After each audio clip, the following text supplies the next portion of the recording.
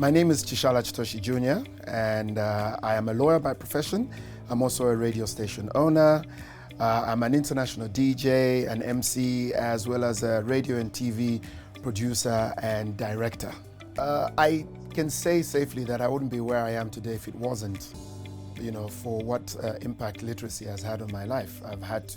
I grew up reading. I've always been surrounded by books, and this is something that has an impact and an influence on my life, which obviously helped me go through the academic stages of my life, but also even in the business world afterwards, and circumventing my way through my life as a presenter, both on radio and TV, and as well as becoming a businessman after that. There's no way I would have been able to do what I've done to this stage in my life if it wasn't for being a person that had an interest in being literal, and being interested in literacy and reading in general and at large.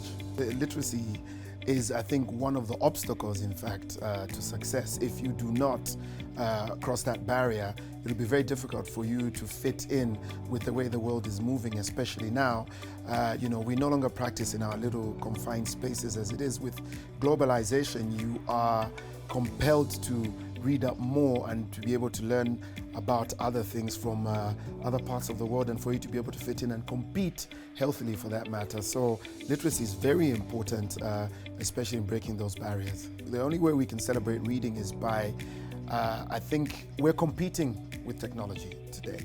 And I think we need to get to a point where we inculcate the culture of reading, especially in the younger generation, the ones who are coming up now, because with technology, one of the disadvantages is we become lazy.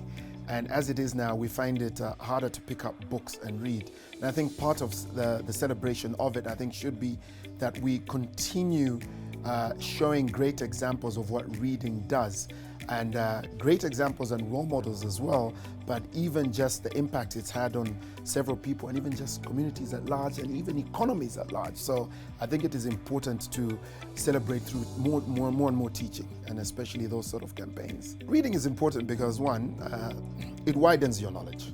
Okay, that's important. Two, it improves your vocabulary. You become a wordsmith just through reading. It helps you articulate even better. I think it also unlocks mental obstacles. Even in fiction, I can give you an example. Fiction-based authors, for instance, they will research on whatever topic it is, and you will find that you could have a fictional story, but it has historical significance. A spy story set in the background of a German war, a love story set behind the background of a Spanish Revolution. But you find that that information that is in there is actually important, it's factual, but you are reading it in an informal setting. And also, the retention of knowledge is greater when you read than it is when you just see a flitting image across a TV screen. Do not leave basically your life or your being in the hands of someone else who has read better than you. Level up to them, and even maybe beyond what they're doing. Be able to read yourself and to understand. This is the importance of literacy in every aspect of our daily living, whatever career we decide to take up. I would like to commend what Book Bus are doing, and I believe it is an honorable, it's such an honorable project to take on. I admire what it is they're doing, because under the circumstances, it's very difficult, especially competing with so many other factors. We've talked about what technology is doing to the rest of us and how sometimes it's been killing off the reading culture, but they're going back to the roots and actually helping, disseminate a particular type of learning, which is obviously through reading, which is what we all need. It's the basic understanding, it's the basic influence right from the beginning. So for me, I applaud what it is they're doing, and I believe it's such a great project, and I think a lot of us should jump on board and help and support this as much as possible, because reading at the end of the day will always be the key factor of what happens here in Zambia.